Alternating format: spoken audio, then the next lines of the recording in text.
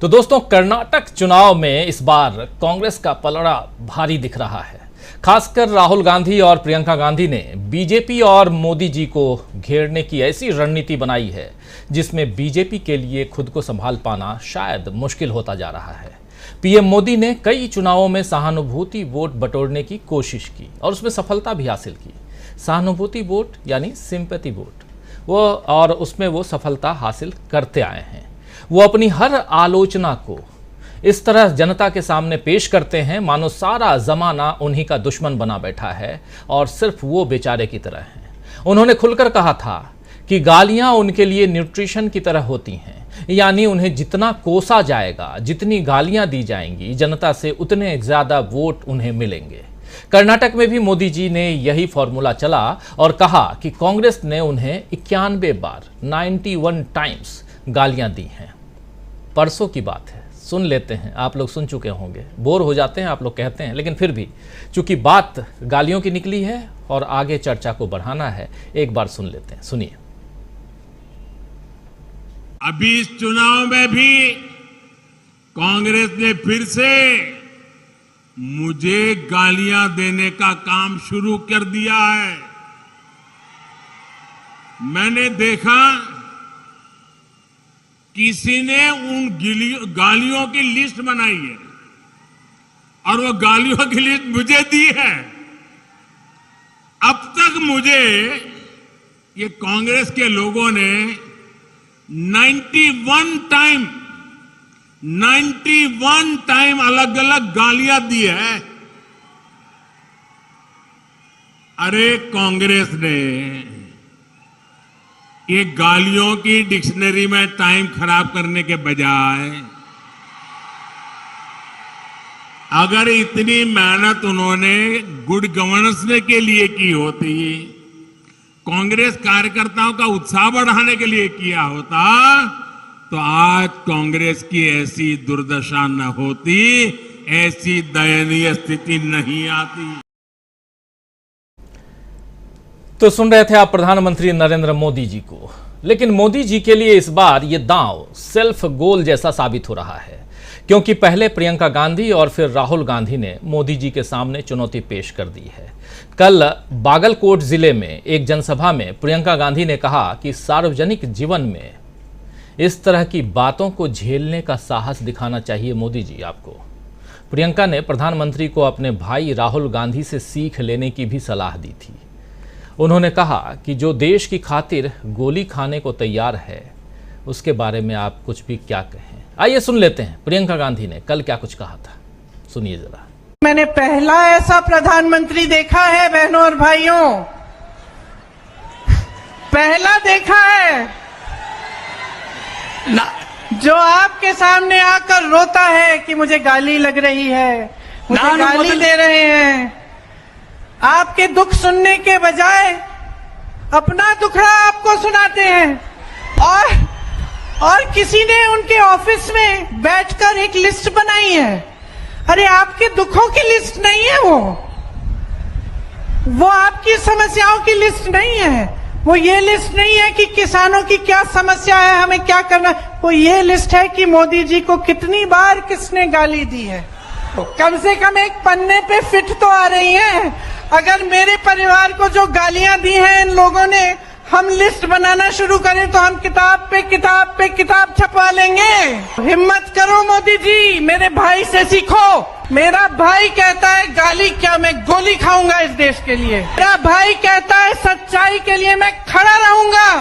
तुम गाली दो, गोली दो, छुरा मारो, कुछ भी कर लो, घबराओ मत मोदी जी, घबराओ मत।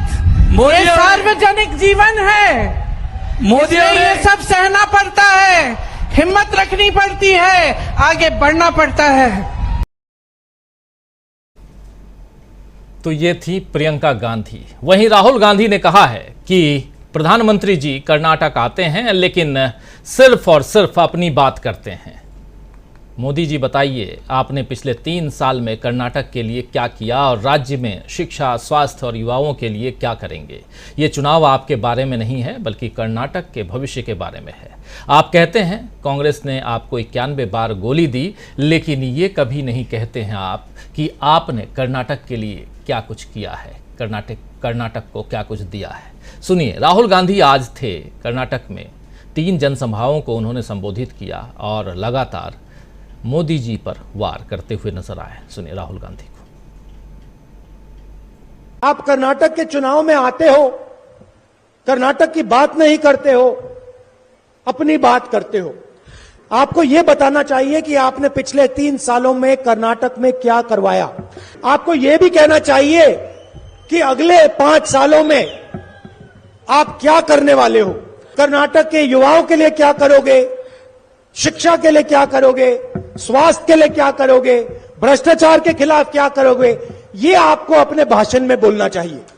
ये चुनाव आपके बारे में नहीं है, ये चुनाव कर्नाटक के जनता और कर्नाटक के भविष्य के बारे में है।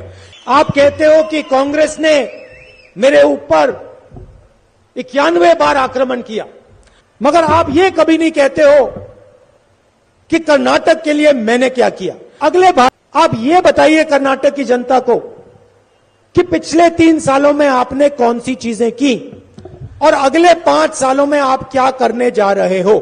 और दूसरी बात, जैसे हम यहां आते हैं, हम भाषण देते हैं, हम अपनी नेताओं के बारे में बात करते हैं। सिद्धरमैया जी ने क्या किया, डी तक नहीं लेते हो। आप येदियुरप्पा जी का नाम तक नहीं लेते हो। आपके भाषण सिर्फ नरेंद्र मोदी जी के बारे में होते हैं। 1-2 बार आप येदियुरप्पा जी का भी नाम ले लीजिए, बोम्मई जी का भी नाम ले लीजिए, उनको अच्छा लगेगा। तो राहुल गांधी का सीधा हमला आप सुन रहे थे, सीधे प्रधानमंत्री नरेंद्र मोदी पर। राहुल गांधी ने पीएम मोदी से दरअसल ऐसा सवाल पूछ लिया है जिसका जवाब देने में उन्हें बहुत मुश्किल होगी, क्योंकि बीजेपी कर्नाटक में अपने कामों पर नहीं बल्कि हिंदुत्व के एजेंडे और कांग्रेस की बुराई के आधार पर वोट मांग रही है। आज बीजेपी ने अपना जो घोषणा पत्र जारी किया है उसमें भी यही दिखा कि बीजेपी एक बार फिर लुभावने वादों से जनता को बहला रही है।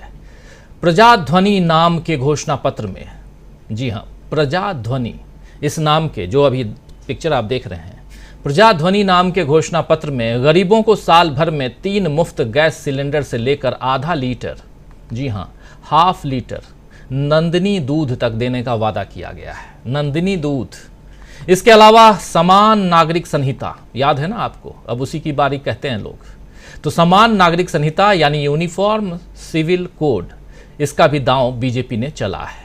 आपको बता दूं कि राहुल गांधी ने अमूल और नंदिनी विवाद के बीच नंदिनी के पार्लर पर जाकर इसे कर्नाटक का गौरव बता दिया था, जिससे बीजेपी फंस गई थी, क्योंकि बीजेपी पर आरोप है कि वो अमूल को नंदिनी पर थोपने की कोशिश कर रही है, जबकि अमूल और नंदिनी के दूध की कीमत में कम से कम 10 रुपए का अंतर है। अब बीजेपी आधा लीटर नंदिनी दूध मुफ्त देने की जो घोषणा बीपीएल परिवारों के लिए कर रही है, उससे यह साफ समझ में आ रहा है कि राहुल की चुनौती में बीजेपी फंस गई है। वैसे भी बीजेपी के लिए इस बार जीतना बहुत मुश्किल है। कई ओपिनियन पोल और सर्वे यही बता रहे हैं कि बीजेपी सत्ता से जा रही है। कर्नाटक की सत्ता की बात कर रहा हूं। बीजेपी के लिए एक और चुनावी राज्य छत्तीसगढ़, जहां अक्टूबर-नवंबर में चुनाव होना है, कांग्रेस की सरकार है। भूपेश बघेल बहुत मजबूती के साथ वहां अगला चुनाव लड़ने के लिए तैयार हैं। और उसी छत्तीसगढ़ से बीजेपी के लिए एक बहुत बुरी खबर, बहुत बड़ी बुरी खबर कह सकते हैं, वो आई है। यहां उसके वरिष्ठ नेता, पूर्व विधायक, सांसद, नेता प्रतिपक्ष और प्रदेश अध्यक्ष रह चुके वरिष्ठ आदिवासी नेता नंद कुमार साय ने कांग्रेस ज्वाइन कर ली है। कल शाम को उन्होंने बीजेपी का दामन छोड़ा और आज कांग्रेस का हाथ थाम लिया। बड़े जनाधार वाले नेता का कांग्रेस ज्वाइन करना, दोस्तों, ये बताता है कि सियासत का पहिया अब बीजेपी के लिए उल्टा घूमना शुरू हो चुका है। जी हां, सियासत का पहिया बीजेपी के लिए अब उल्टा घूमना शुरू हो चुका है। तो आइए दोस्तों, आज न्यूज पॉइंट में चर्चा करेंगे कि क्या राहुल गांधी और प्रियंका गांधी से मिल रही चुनौतियों का सामना मोदी जी कर पाएंगे? क्या कर्नाटक से निकलता सियासी संदेश देश के बाकी राज्यों में पहुंचना शुरू हो गया है? और क्या सचमुच बीजेपी का पहिया उल्टा घूम रहा है?